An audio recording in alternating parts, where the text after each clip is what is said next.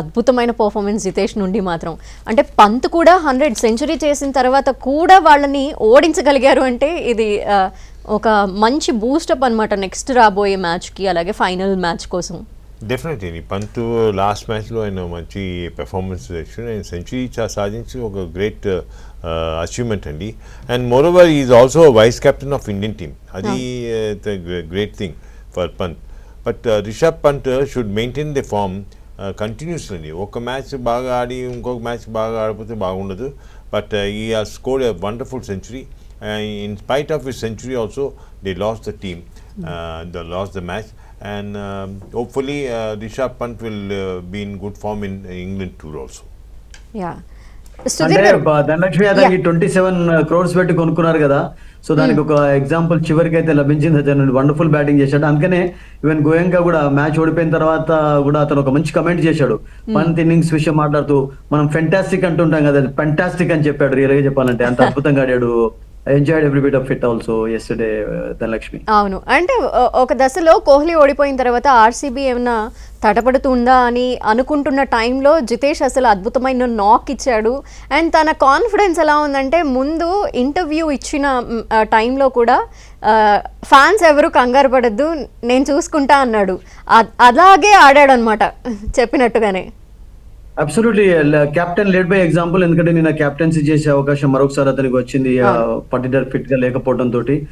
ఈ played some glorious shots అండి. ముఖ్యంగా అతడు ఎక్స్ట్రా కవర్ వైపు ఆడినటువంటి షాట్స్, మిడ్ వికెట్ వైపు ఆడినటువంటి లాఫ్టెడ్ షాట్, బ్రిలియంట్ షాట్స్ ఆడాడు.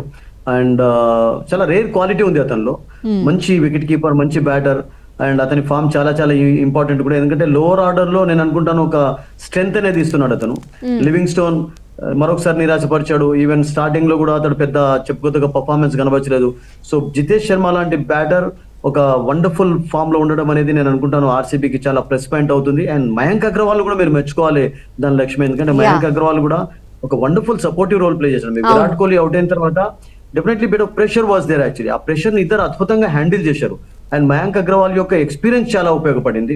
అండ్ మరొకటి ఏంటంటే మయాంక్ అగర్వాల్ కు పంజాబ్ కండిషన్స్ కూడా కొత్త కాదు. బికాస్ ఈ ప్లేడ్ ఫర్ పంజాబ్ కనుక నేను అనుకుంటాను కసి కూడా తీసుకునేందుకు ఛాన్స్ ఉంటుంది. And I think his role can be bigger tomorrow in the first playoff Dhanalakshmi.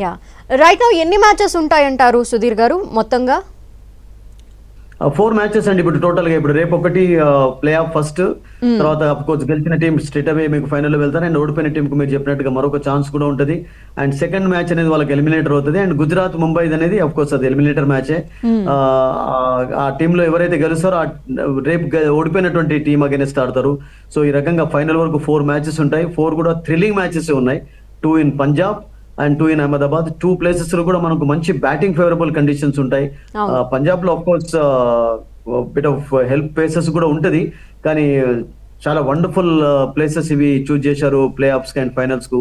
And it's going to be fantastic అండి. ప్లే ఆఫ్ మ్యాచెస్ అన్ని కూడా అద్భుతంగా కొనసాగుతాయి.